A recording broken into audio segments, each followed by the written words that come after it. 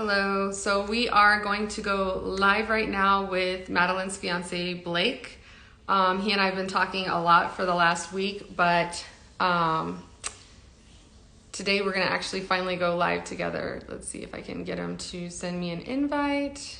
There you are.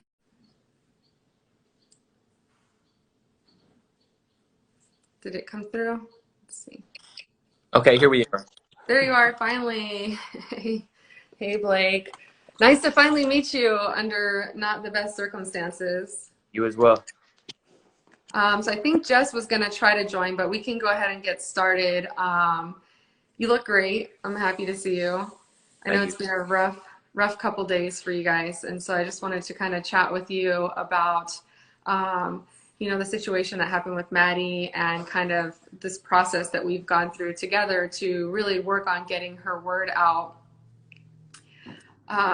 So I actually did not know you before I started sharing Maddy's story. I happened to be on Facebook one day and I saw somebody post kind of a cryptic post that said, our hearts go out to the 9line family. And I didn't really have any connection with 9line. I had no connection with any of their employees.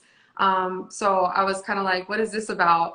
And I looked in the comments and I saw some of the comments were something along the lines of like, we don't want to spread rumors. Let's not say anything yet. And having been in the military and having had, been around a lot of experiences, including my own of, sexual assault and some of the violence that happens against women, I kind of got a feeling that that's what this might be about.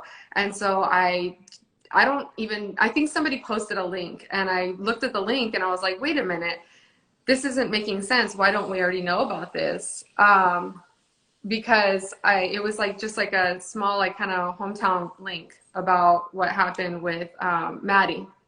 And so I saw the names and I thought, well, let me go over and kind of look and see a little bit more into this. And as I was looking into it, I noticed that everybody was talking about Zach, and they were talking about it as if it was just a suicide. And the comments that I was seeing were like, you were an amazing man, and I wish I had known, I would have been there for you and stuff like that. And like, I'm definitely all about 22 a day and really having each other's back and having each other's six. But then I'm like, wait a minute, but this is not a case of just suicide. As I was looking into it, I was like, this is not just a case of suicide. This is a case of murder-suicide, which is completely different. And in my opinion, does not really fall into the whole, 22 a day. It is, but it's not, because this was a little bit more premeditated and people needed to talk really more about Maddy and what she had been through and the violence that had been committed. So sorry for kind of steamrolling, but for those who just joined, I have Jess here with me, and then we have Blake, who is Maddy's fiance. And this is my first time seeing him. We've been talking a lot for the last few days. I wish it was under better circumstances, but so I saw that her name was not getting out there. Again, I had no connection with the family. I had no idea even who you guys were, but it just rubbed me the wrong way. Like, why is everybody talking about him and praising him just because he has this large following, and nobody's talking about her, who was actually a victim of violence?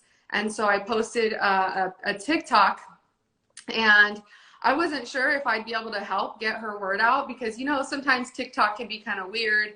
So I posted a TikTok, and it ended up picking up some pretty good momentum, and essentially I would like kind of going viral. Yeah. The great thing about that is that now people were starting to talk. They were starting to look up Maddy's name, and they were starting to try to get the information on their own, and then people who actually had information were coming into the comments and saying, I'm her, coworker, or I'm this person, and like making those comments. And every time they would, I would connect with them. So then enters you, Blake and Josh. I got a message on Facebook that said, hey, I'm her brother and I'm here with her fiance, and we wanted to try to help get the story out because we've been trying to share her story and nobody's listening. And so finally we have somebody that's willing to listen. And so I wanted to kind of just, if you don't mind, first introduce you to Jess, because she also helped with getting Maddy's story out. Is Josh there with you? Tell him to come over and say hi. Josh is right here. Hello. I'm trying to get in here. Hey Nice guys. to finally meet you. Nice to meet you too. Because we've been talking to Josh and Blake this whole time, and this is relevant, you know, having both of you here because you guys are both the ones who actually found Maddy. So I would like to let you guys just have a moment to tell your story, if you don't mind, and then Jess and I are here to support you. Yeah, sure. So, I mean, we've all heard the story of what happened to Madalyn multiple times, but the biggest, message that we want to get out is, she was a kind soul, the nicest person on earth. The biggest thing about her is she, would give her shirt off of her back to anybody who needed, and that's just the type of person she was, just the nicest in the world. And that, we want her to be remembered that way. And we also want to raise the awareness of, what Zach had done and the fact that he showed signs leading up to it, and all these things that this possibly could have been preventable, and that she's not the only one that's out there now. There's been multiple other cases since that day.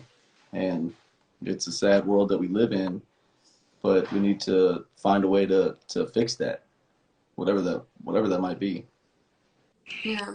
Yeah. I really appreciate you two taking a stand and being so resilient and putting the facts out there, because I found it very frustrating hearing from one side of the community saying, oh, well, we need to hear the facts first, blah, blah, blah, almost as if they just didn't want to accept that, unfortunately, a friend of theirs or a friend of a friend or just someone in the Nine Line community or the military veteran community could do something so awful. And two things can be accurate at the same time.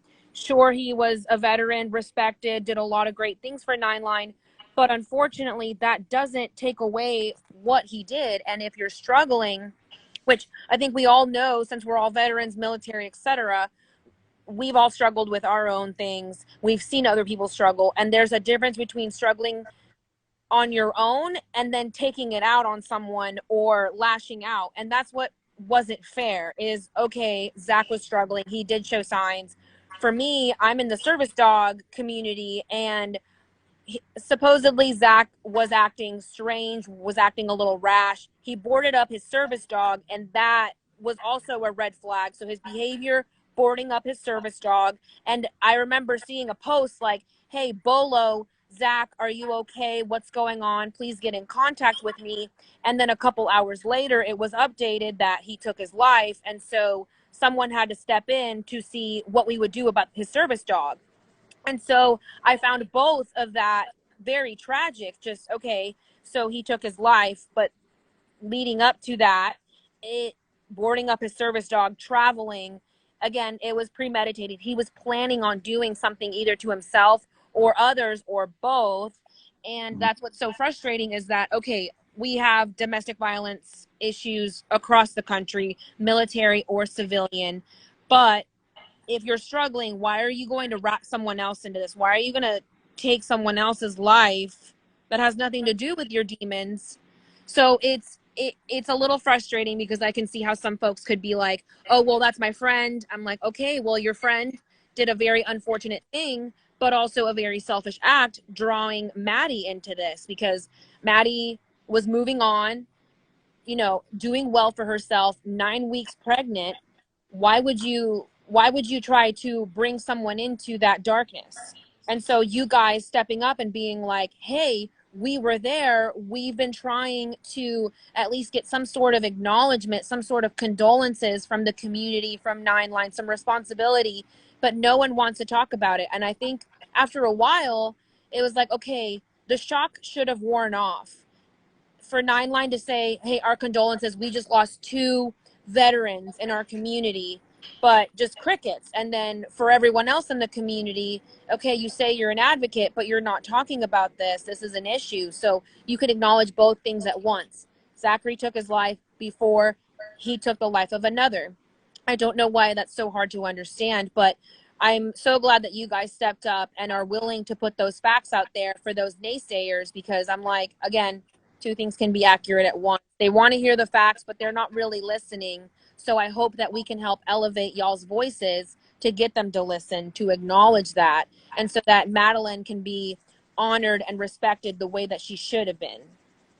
And just, I wanted to clear a couple things up, because I have been, as I'm finding things out along the way, I'm sharing information, but there's a couple things that I've shared that have not been fully accurate. And so I want to clear that up, because this is not me sharing Maddy's story. And then I want to get more into that. It has not been so that we can smear a company or we can bring anybody down or anything like that. It was really like, how come I didn't know about this? How come we didn't know about this as a community? And I was really shocked. And so as I'm finding things out, I'm sharing them. But there's a couple things I learned in the past couple of days that I haven't had a chance to clear up. And so the first one is that 9line, they put a statement out on one of the news stations. They actually did put a statement out, and they said their condolences are with both families. Now, personally, I think there should have been a separation there, but they did put a statement out. So I just wanted to clarify that. The other thing is, I got a message through Instagram that 9line has teamed up with Blue Force, which is the company that Maddy worked for at the time of her death. And so they said that they are donating to a fund to assist with Maddy's son. And so, but they're donating it through Blue Force. And so that's why people aren't hearing from 9line directly, possibly. They did say that they are not making a statement because out of respect of both families, as well as for legal reasons. And so those are things that I got, pieces of information I got. And so now that I have those, I'm clearing those up because I don't want to spread misinformation. And my intent of this is not in any way to attack them. I personally don't fault them. Obviously, I am very disappointed in how they have handled it subsequently. I think that, you know, that all it would have taken was just a picture of Maddy saying, you know, somehow bringing light to the fact that she was part of this equation.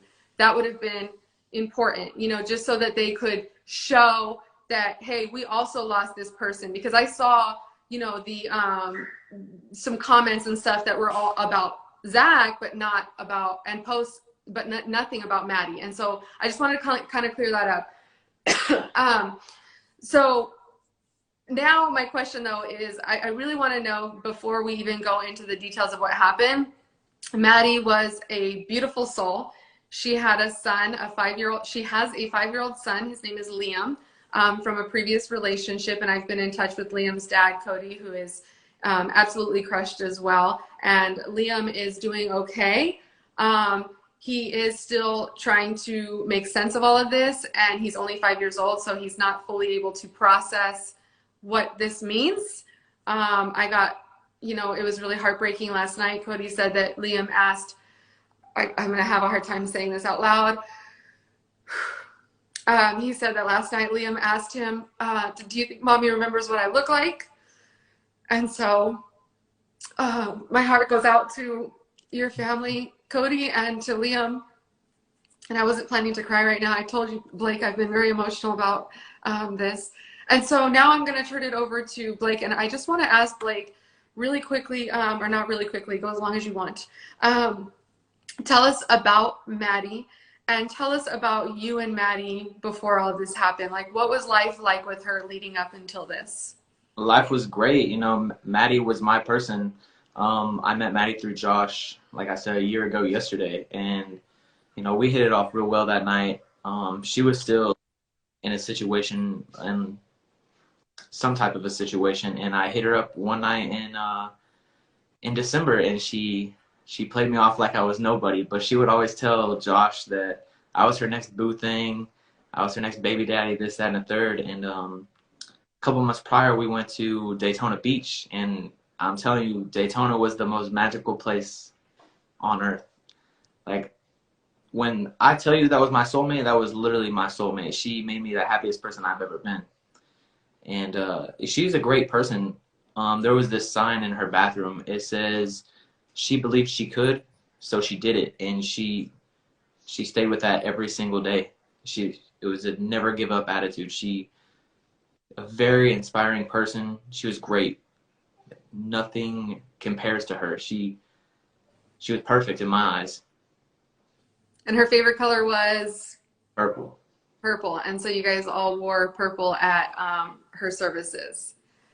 I know you said that she was in a situation, and so I do want to ask you, because I think that it's important, and it's not in any way negative light of her. Was she kind of off and on dating someone else when you first met?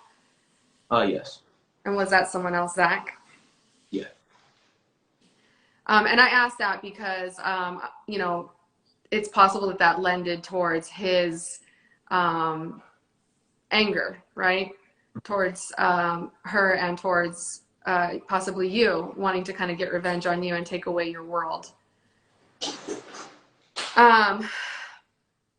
So my question is, you know, if you don't mind, can you explain kind of what happened the day that Maddy was taken from us? From your perspective? From my perspective, you know, I woke up, I left around, I think, what, 1 o'clock or so? Yeah, from work. Yeah, from what, like, I'm at work already, and it's about 1 o'clock in the afternoon, and Blue Force Gear actually calls me, and they ask if Madalyn has an appointment, and I said no. So I looked at Josh. I was like, I can't get a hold of her. I can't get a hold of her. No one has heard from her. I'm gonna go to the apartment and go check. He's like, yeah, it's fine. Get over there, and Blue Force Gear meets me over there to do a little welfare check, I guess you could say.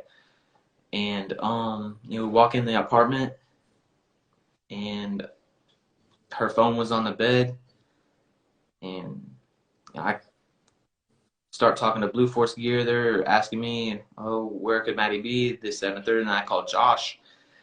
I'm like, hey, Maddy's phone is right here. And then Josh shows up at the house. We hear that Zach had shot and killed himself in the 9 Line parking lot. Well, we drive to 9 Line. We talk to the receptionist. She's kind of acting like she doesn't know what's going on, so we had to be blunt. And we were like, look, we know what happened. So she grabbed a manager, don't know her name. She put us into like a waiting room, not a waiting room, but like a dressing room. And we addressed the situation again. We're just asking, do you know Maddy? Like, where could Maddy be? And you know, just questions like that. And then we get sent on our way. We leave. Josh and I get back out on the road. We're still continuously looking for her. We get on the interstate there to get off, and we're hoping and praying that she's just in the house. She just went home, you know. And something came about us. We looked at each other, and Josh turned right, and we're down there searching. And we see the car make a U-turn, pull into the parking lot there. And that's where it happened. That's where we found her. So you said that Blue Force contacted you guys because she hadn't shown up. Just out of curiosity, when Blue Force contacted you, was that after Zach had already taken his own life? The timeline, do you know? I think you said he took his life right around, was it like 11-ish or something? Oh, yeah. So, yeah, they had... So they contacted you around 1? Around 1, yes. So is it possible that they had gotten word also and then they got a little bit concerned? No, they did not know at all. Oh, okay. I didn't know. I don't know how interconnected these companies are with one another, and if maybe they had like heard something or got a little bit nervous, or if it was just because they just genuinely were worried about her. Yeah, they were just genuinely worried about her.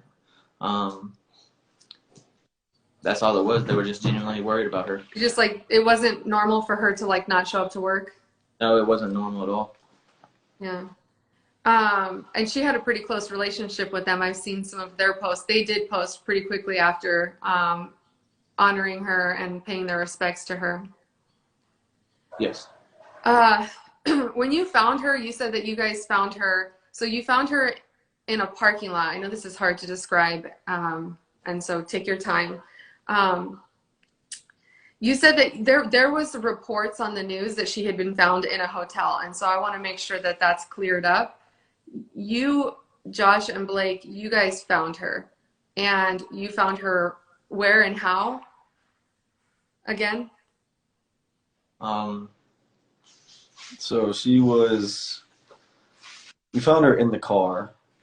And that's how we found her. Was we spotted the car, so we drove up to the car as fast as we could. We hop out, and she was laying kind of halfway in, halfway out.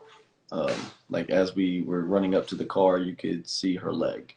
Like you could clearly visibly see her leg. And so, we went running up there, and that's when we found her inside the car, kind of like halfway in. It looked like she had either been just getting in or just getting out of the car. Looks like she was getting into the car. Mm-hmm. And if you don't mind, where did he shoot her, in the back, or did you guys see where that was, or? Yeah, it was in the back of her head, right behind the left ear. Behind her left ear. So it looked like possibly like while she was getting back into her car. And so she did not have her phone on her. Which is crazy, right? Because we don't just run out of the house without our phones unless we think it's an emergency. Correct. Were there like other cars there? Like was it like a desolate parking lot? Because it's, I'm surprised that nobody went over there and tried to check on her. Were there other cars there? And like, did anybody come and help you guys when you got over there? Your questions are the same questions that we ask each other every day. I say this, I ask, because of course we talk about this all the time. How did nobody see her? Granted, yes, it was in the back. It was only one entrance and exit into this hotel parking lot, and it just so happened to be towards the backside, like we're near where the woods are. So there are only a couple cars back there. But even for that, like you would think that out of the amount of hours in a day, somebody would have seen that. It wasn't until we were, speeding through that parking lot that a hotel manager came out asking what's going on. We saw you speeding through the parking lot, and now all of a sudden there's a bunch of concern coming from the hotel area. So they didn't come out until they saw you guys speeding through, but all this other stuff happened prior and nobody even went over there and saw. Nobody had a clue. I'm so sorry. When you found her, oh, this is hard to ask. Was she already deceased, or was she still like breathing, or? No, and we see, a lot of people they're kind of confused on the whole, like, well, did she die in your arms? Did she not? So, whenever we got there, she was gone, and we both knew that. You could see the discoloration. leg was purple, and you could tell. But of course, rust kicks in, and yes, we went up there to try to save her, even though in the back of our minds we knew it was too late. There was nothing we could do. And when I call 911, and that's whenever the cops got there. Yeah, it's just heartbreaking. I'm so sorry. I mean, I think you guys have had a crazy couple weeks, and I think you're, still kind of coming through and processing it. And I know after everything happened, from what you guys have explained to me, there was just a lot of frustration about how her story wasn't being told, and so you wanted to really just be her voice. And so, like, when after you the police came and all that, like, what was the series of events that happened after that? Did the police interview you guys? Did anybody contact you from these companies and talk to you? Well, so after the police got there, of course, they marked off the scene and all that, and they pulled us off to the side. They did talk to us. They questioned us, interviewed us, all that good stuff. Maddy's work was also looking for her. They were also out searching for her instead of going back to work. So Blue Force Gear was there the entire time, and we loved them to death. They have been with us every step of the way. So definitely a shout out to them. Yeah, they've been great. But yeah, whenever we couldn't take it and we were released and allowed to leave, we did, because we couldn't we couldn't be there anymore. They stayed there to ensure that Madalyn was properly handled and taken care of the rest of the way. And I know a big question that a lot of people have is for the whole like news. Why wasn't it on the news the day of it? Because we had that same question, but the news never even came out there. You know, usually anytime there's a call like that, the news sometimes to be the cops on the scene. It's crazy how that works, but they never once showed up to the hotel. So the news did not show up on scene at all? No, not to her. And they really didn't contact you guys after? How long after did it take them to finally contact the family? And yeah, so I don't remember what day it was exactly, but I remember us sitting there, and because of my comment on Zach's Instagram post, they did contact me, and they were like, we want to know what happened, this, that, and the third. And I was like, you know, you could ask the cops. They have everything. They said they'd be willing to talk to you guys. And instead of, because that's what frustrated us, instead of talking to them to get the story, they just rolled with whatever they wanted to put out. And granted, as a family, we wanted the truth to come out. We didn't want the speculation of this side versus that side. And so that's why we wanted them to get the truth from the cops, which they decided not to do. And then after we called the news agencies out on what they posted, their response was, well, you know, we tried. We don't know what type of person Madalyn is, but it's clear that all you got to do is look on her Instagram and her Facebook. And you can, I mean, you're not going to get a full description of her, but you would have known she was a veteran. It's all over it. You would have known she worked at 9 Line. It's all over it. You would have got at least half the details, and they just failed to do their part. They failed to actually ask questions to the right people. It's interesting you say that too, because when I looked it up, one of the first news articles that I saw described him as a 9 Line manager and a former presidential candidate, and then it just described her as a girl. Yeah. And it almost kind of like my opinion of that is that the article in itself was essentially deceptive, and that it kind of put his accolades up front, and then it just made her seem like just some girl that he was with. And so that was something that really set me off a little bit. And I think there was another article that showed her in uniform, and that's when I was like, whoa, wait a minute. So these are 2 veterans, but she's not really getting acknowledged as a veteran in this case. Not that that makes a difference, whether or not her story should be told, but it was just interesting how they put his accolades all up front and then just kind of left hers. And them saying that she was found at a hotel, it kind of gives like this implication that it was something that it wasn't, right? Did you guys try reaching out to people? Like, I mean, I did see, Josh, your comment. Now, I don't follow Zach or any of them, so I didn't see any of that until after I started sharing the story. But did you guys like reach out to anybody and say, hey, help us get her word out? Why aren't you guys recognizing her? Did you guys try to contact people and ask them, like, help us? She was part of this equation, and everybody's just talking about this guy. Like, how did that whole situation transpire? With the reaching out, how it all started was you. We saw that you posted that YouTube video, and myself, Josh, and Doug were all in the car, and we're looking up, how do we get in contact? How do we do this? How do we do that? And, by the grace of God, you hit us back up. So we were very thankful for you, and you were helping us get our voice elevated as well. Well, our voices in the sense of Madalyn's voice. So that's how it all started. And, people are hitting us up now, like, what's the story? How can we help? But it's great to see the impact that she left on everyone else's life. So I'll be honest, we didn't, we knew at the beginning they were praising him as this 22 a day. And like, it really hurt to see that, because it's not. He may have been fighting his demons, but the fact that he was willing to take somebody else's life first, that's the only reason why he took his.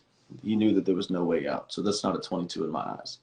So, whenever I started correcting people on Instagram and letting them know the situation, you know, I thought it started to die down, but it didn't. And then once we saw your post, and we start seeing that even on your post, people are still praising him, and it's like you're putting the information out, and they still want to praise him. So we were like, we have to do something about this because this just isn't fair to Madalyn. And yeah, life's not fair, but people at least need to know the truth. Yeah, yeah. I remember you said that when you posted on his, you kind of got some hate for it, and people were telling you to kind of show him some respect, and you're like, you have no idea. Like, I was there, and it was almost like you were crying out for people to acknowledge her, and they were just brushing you by the side, even after you specifically said, I was there. I held her in my arms. And so, and that was, but you said after that was when the news finally contacted you, right?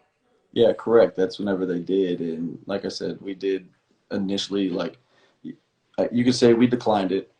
Okay. But like I said, we just wanted them to talk to the cops, which they obviously didn't do because they still didn't know what they were going to write about. And if that's the case. And you guys were emotional. I'm sure you guys were still trying to make sense of everything. Mm-hmm. And if that came back to us after that.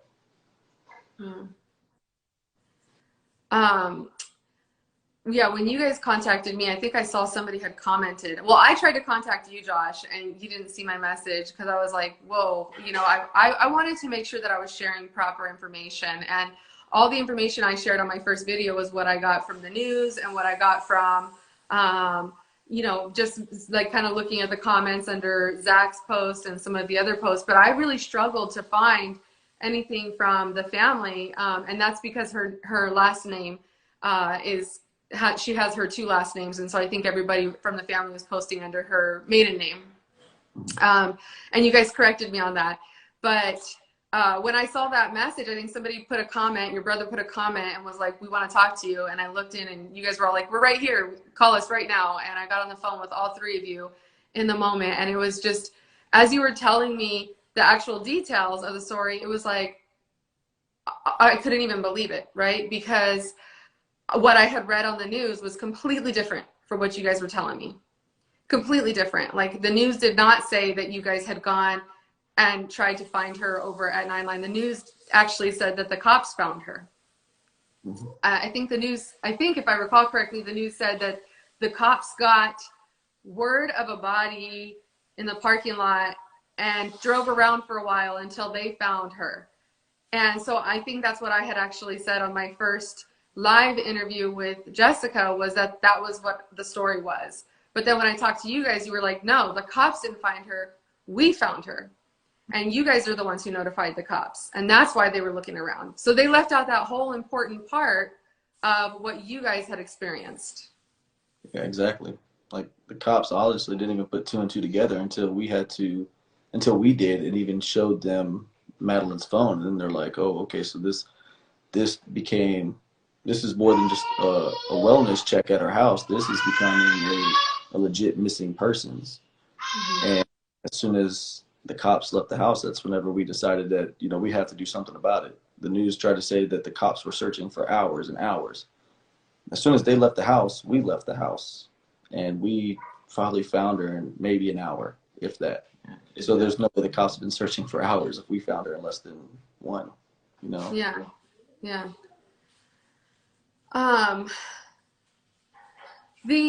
So I wanted to kind of talk about like the, you know, sharing her story and a little bit about like the experience that it's been.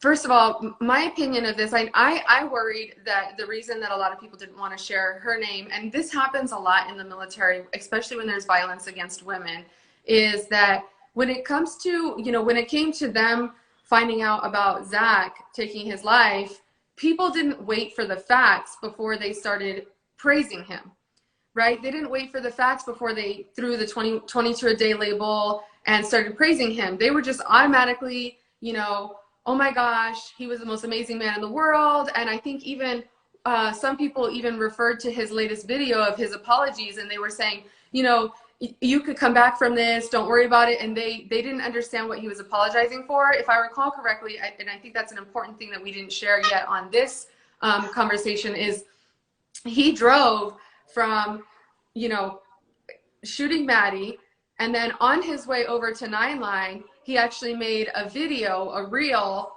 on Instagram where he said that he has demons. You guys, he kind of was like nonchalant in it. Like he didn't even have any emotion, which is interesting and frightening. But he didn't have any emotion after he had just done this. And he was saying, you know, I have demons, and sometimes you just make bad decisions that you can't come back from, as if it was just a bad choice, like a mistake. And then he said something like, it sucks, right? And so the comments in there are saying, no, you could definitely come back from it. And understandably so. The comments under there were people who cared about him and didn't understand the full story. I get that. But my thought is that we're quick to, you know, praise him and say what a great guy he is, and don't worry, you can come back from this. But then as news started going out, and I experienced this myself as I was starting to share Maddy's story because it hadn't been shared before, then it was, well, let's wait till we get all the facts first. Well. And then after I got the wait till we hear all the facts, then I started getting, why was she there? What were her intentions? So it felt to me like they didn't want to ruin his image. And so they were looking for an opportunity to smear her name by saying, well, what was she doing there? If she had a fiance, what was she doing there? And I know that's been hard for you, Blake, especially to see that and to read that. Personally, seeing that she had left her phone and it was so early in the morning, I feel like there had to have been some sort of distress call that he made to her, and she was trying to hurry up and go save him before he did something, not realizing that she was part of that plan. Do you guys agree with that? 100%. And so how does it feel like, you know, having seen it, because you guys have, and I'm not going to get into much into your guys' service or anything like that, because I don't want to put you on the spot on that. I respect your roles, and I'm a veteran, and so I understand. So I guess, how has it been kind of watching how like the veteran community, not just the veteran community, but society as a whole, was quick to, you know, praise him and to say what a great guy he was, but then as soon as they started finding out about Maddy, they were looking for an excuse out of acknowledging her and a way to still try to kind of erase her so that his legacy could remain.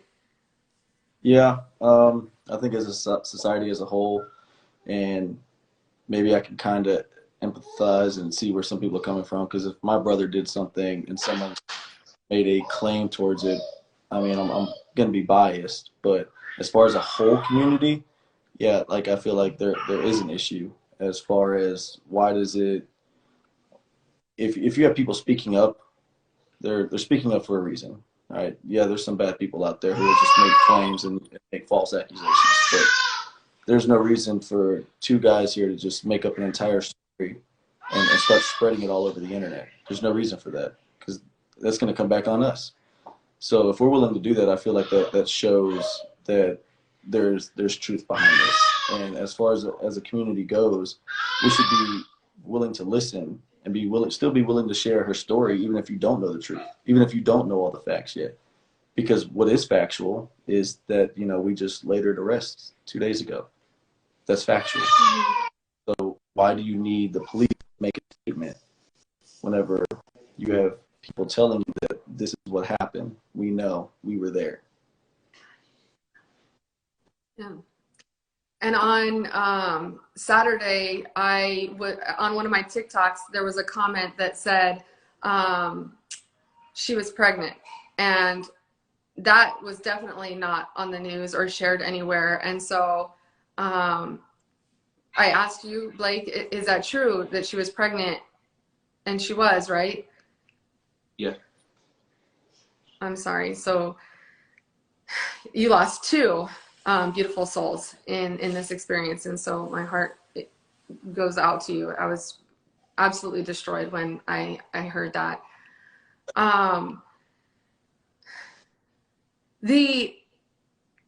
As I started to share her story, I started to get kind of, I knew that I was taking a risk in sharing her story, because I'm not sure why you know, society doesn't want to hear about the situation we have with violence against women, and why when there is a situation, like glaring situations like this one, they still want to try to find a way to smear that person or to smear the messenger. And so that is definitely something that I have experienced in sharing her story. It still wouldn't change the course of events. I would still share her story because I think she was a beautiful soul, and I think you guys are all amazing, and I feel like I've become part of your family because we've been talking every day. Yeah. I feel like, you know, it was very important to get her message out and to make sure that her face was seen. And when I first started sharing it, one of the first posts I said was, you know, seeing everybody talk about him and use the whole "I got your 6 and 22 a day," which again, I stand by both of those very strongly. But to see that everybody was posting that, and then completely ignoring this other person that was part of the equation, it was really hurtful. And then even as I still shared it, it was kind of like, well, what do you want us to do? Well, I just want you to post her picture. You don't even have to share the story. You don't have to share your side, your stance, anything. I just want you to post a photo of her and just remember her and just acknowledge that she existed, right? And I think, Blake, that was something that you wanted. You felt like they were just trying to erase her existence, right? Yeah.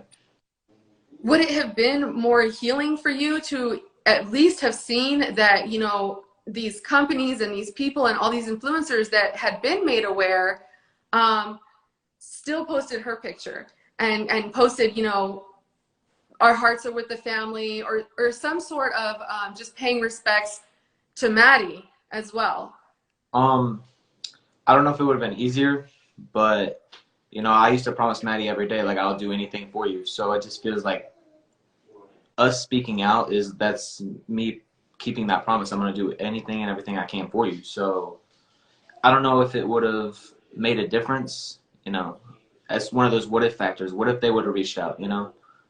But honestly, I don't know. This is the whole situation is heartbreaking, and I feel like it absolutely could have been prevented.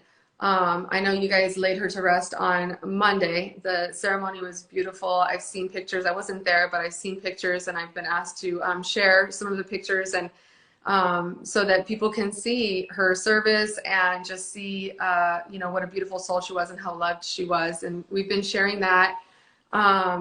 And in doing so, I've actually received a lot of messages from people and comments from people who were in her life and weren't able to make it. And they said they were happy to see that. And so I appreciate you guys kind of letting us share that with everyone who has been helping to spread awareness about Maddy. The first couple of days that I started sharing her story, I felt a little frustrated because I felt like nobody was really helping, you know. And I mean, people were helping, but I felt like I was really surprised that people weren't as taken aback as I was at the time. But really it just took some time for word to kind of get out. And now, you know, we have a lot of people who have been sharing her story. Yesterday, you guys were able to meet with Joe Pags, who is the number, I think, 10 talk show host in the country. And so he helped with sharing her story. And I know you have some other podcasts lined up. And I appreciate every single person who is helping to raise awareness for Maddy, because without everyone, we wouldn't have been able to really get her name out there and get her voice out there.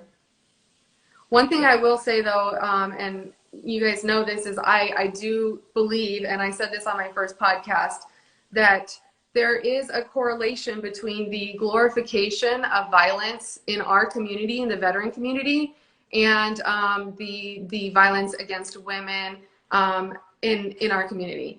I think that the veteran, you know, community is amazing, and we have a wonderful brother and sisterhood. We all have that in common, and we should be united. However, there seems to be, or over the past couple years, there seems to have been this kind of glorification of violence. And my understanding, you know, really is that for most of us, when we come back from combat, we don't want to continue to have that at home, right? We want to leave it where it was, and we don't want to continue to have that type of environment at home. But there seems to be this glorification of it, and it's causing narcissists to be elevated in our community, in our veteran community, as well as it's kind of perpetuating these acts of violence and hate against one another. And that was really one of the messages I felt pulling at me with what change we can make with Maddy's story. You know, how can we, because we heal through helping others, right? And Blake, you and I have talked a lot about that. We heal through helping others. You've been through a lot in your life. And I know right now you're going through the mourning process, but I believe that you are a very strong person, and you're going to come back and you're going to use your story to help heal others.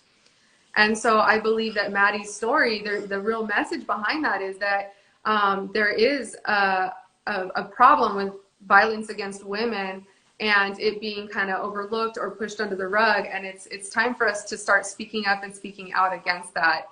Do you guys agree with that? Oh yeah, definitely. That's Yeah. we didn't, to be honest, I didn't realize it until it happened to Madalyn. Mm-hmm. And it wasn't until it happened to Madalyn that, you know, three more incidents happened in the last 2 weeks. And if it had never happened to Madalyn, would I have noticed the other 3? Probably not. So I feel like we do need to raise awareness and bring the community get together on this problem. Yeah, I agree. And some of when I first started sharing, I had people saying, "You're very courageous in sharing this." And I was like, well, why would it be courageous to share this story? And I have quickly learned that, you know, others in the community have decided to launch hate campaigns against me. And it's kind of strange to me because the actual message that we're speaking out against is the perpetuation of violence. And the result is that violence and hate are being hurled at the person who's trying to help spread that message. And so I would say for anybody who's watching this, and I've seen some of the comments that you came here from that page that's trying to spread hate, is that you're definitely contributing to the problem. You're absolutely contributing to it. I would not allow others to incite, and we haven't in any way tried to incite hate or violence towards anyone. And so my recommendation is, if you're feeling pulled in that direction to go and harass or bully somebody, stand down. It's not worth it, and you don't know what that person is going through. And this situation has pulled at all of us. Emotions evoke action, and I think the action that we can all take is really to spread awareness to actually curb the perpetuation of violence in our community, and to start really showing that true, I've got your six, I've got your back, I'm here to support you, to everyone in the community, whether we have like minds or not, right? And you guys have been pretty, consistent in that message as well, where you want this to be a unifying story, because that's the type of person Maddy was. Definitely. Yeah. Well, I appreciate you guys coming on with me. I know you guys are tired and you've got some traveling to do. You guys have had a really tough time. We're always going to be in touch. I feel very close to you, and I thank you guys for trusting me to help share Maddy's story, and for coming on here and talking with me about it. Definitely. Do you guys have anything else you want to say before we hang up? No, we just thank you from the bottom of our hearts for everything that you have done. You've been great. Yeah, we just need to continue to spread the awareness and continue to say her name. Thank you guys. I'll talk to you guys soon. Yes. Bye. Bye.